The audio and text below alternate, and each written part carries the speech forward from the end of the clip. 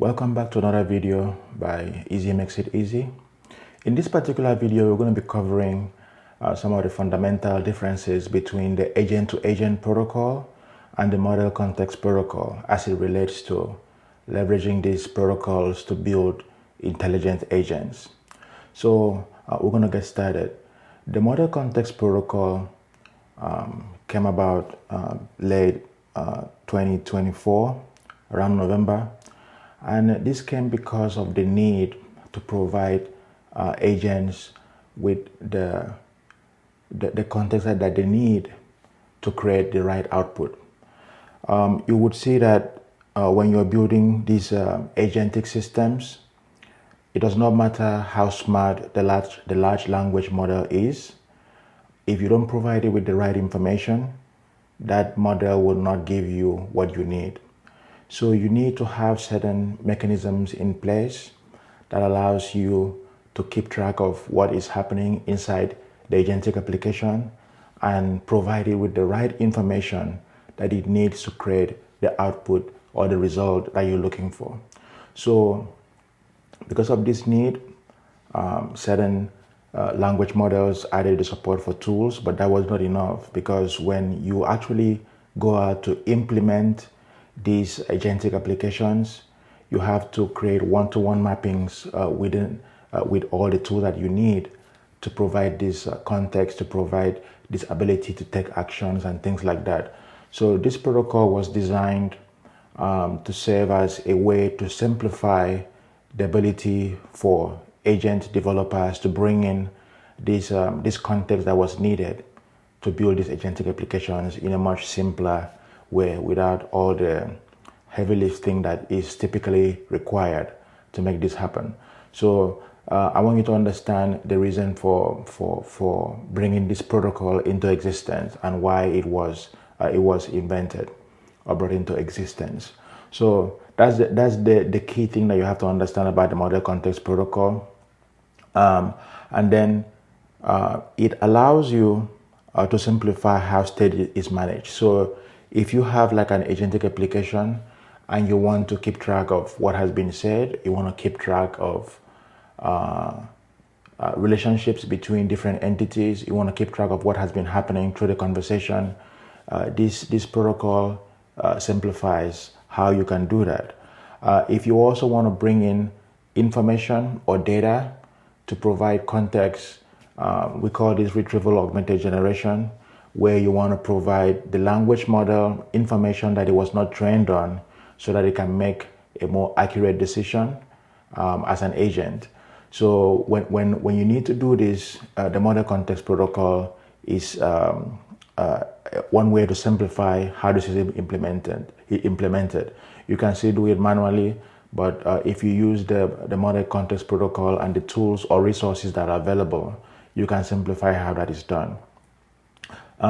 Where most people are using it right now is to take actions. So if you want to maybe turn on a camera, if you want to stop a camera, if you want to respond to input or generate output, you can use these tools that are provided through the protocol to take such actions, to bring in data, to create new records, to modify existing records, to remove records that exist.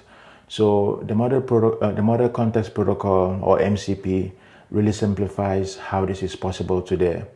You pretty much just have to figure out where the server is, if it's remote, if it's local, and you specify the server to the agent, and then all the tools, the resources, and whatever is available with that service is automatically available in your agent. It really simplifies how things are done.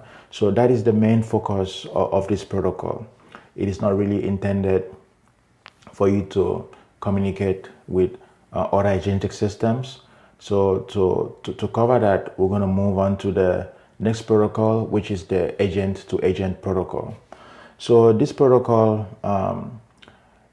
it's similar to MCP in the sense that it was created as a matter of necessity. So you can have the MCP protocol available for you to bring in information into your agents, take actions, and do all those things. But there are times where you need to allow your agents to focus. So when you bring in too many responsibilities, when you bring in too many tasks, when you bring in too many sets of information and data sets and domains for that agent to have to manage, this brings distraction. Just like any human, you don't see somebody having to manage a lot of responsibilities and they are still able to function effectively. So when you have the need for specialization, when you have multiple domains that have to be managed but also coordinated to accomplish either a specific task or a set of goals, you have to distribute the work so that different agents can focus on different domains or different subsets of the task. Sometimes you might want to split one task into multiple subtasks so that you can speed up how this is done. So multi-agent collaboration is how this is accomplished. So to do this, the agent-to-agent protocol was designed to facilitate this multi-agent collaboration. So that is one thing you have to pay attention to when you are thinking about, do I need to do A2A or do I need to do MCP? MCP focuses on bringing information, keeping track of information that the language model needs to make actions that are effective and that will lead to the desired result.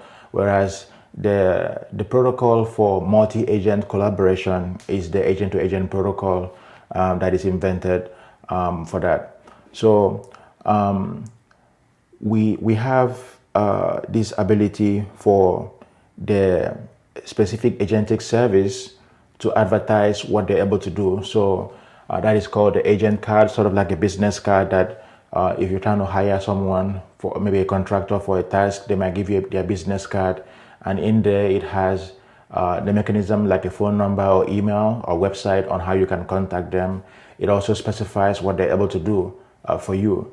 So these agent cards with defined as part of the protocol specification allows you to find out what the agent is capable of doing without specifying the exact schema or what input is required or what output is generated for that particular capability. It just tells you, okay, this agent can allow you to research travel options. It can allow you to make reservations. It can allow you to manage reservations. So very generic, no specific schema, no specific data structure needed to describe these capabilities. So the agent advertises that. It also focuses on the identifying who the agent is, whether it's the client or the server, and some of the different communication protocols to authenticate. It has also recently added ability for you to use multiple transports to facilitate these data exchanges. So there is now gRPC, for those of you that are familiar with this protocol, that allows a lot of communication between multiple entities, streaming, bidirectional streaming happening at the same time and things like that. It has also added REST and JSON. So there are now multiple options besides the original JSON-RPC transport mechanism that was published as the first version. So you have multiple transports available today for you to facilitate the multi-agent collaboration.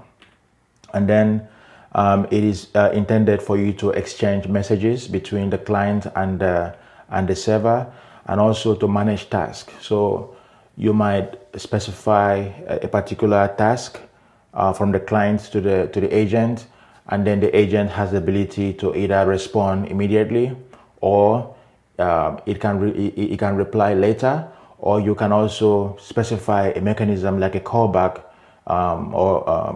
described here as a push notification, where the client can tell the service or the server, when you have my results, whether it's good or whether it's bad or a failure, please let me know at this particular endpoint and transport. And then that would facilitate the ability for us to do that. So that is some of the core similarities and differences between these two protocols. The similarity is that they are used to build intelligent agents, but the difference is that when it comes to model context protocol, it tends to focus on just giving one agent the ability to remember, the ability to take actions, and the ability to manage context that is needed for that agent to produce the result. But the agent-to-agent protocol, or the A2A protocol, allows you to facilitate efficiently and effectively communications between multiple agents that need to talk to each other, that are responsible for specific domains and areas of expertise, but these areas of expertise are necessary to accomplish the result. So if you have a travel agent that is communicating with customers and need to book flights, needs to book railway tickets, needs to book hotel reservations, car rentals, excursions, activities, and things like that, you can have one agent who is just a booking specialist that understands what the customer needs, and you may have other agents that are focused on flights, on railway tickets, on car rentals, on hotel reservations, and things like that. And these agents can facilitate this collaboration and help the customer to book their vacation. So that is one thing you have to pay attention to when thinking about agent-to-agent protocol. Sometimes I get questions like, should I use MCP? Should I use A2A? These kind of questions are not really necessary, because it probably means that maybe you don't really understand what the protocol is needed for. So when you're thinking about building effective agents, just know that this protocol A2A is necessary for you to communicate between multiple agents to get the task done, whereas the model context protocol, or MCP, provides your single agent with what it needs to accomplish the goal it is trying to achieve. So that's what I have for this particular video. If you think this video was helpful, please share it with someone else that would benefit from that. Give it a thumbs up and subscribe to the channel if you would like to see more content like this. I thank you for your time, and I will see you in the next video. Thank you.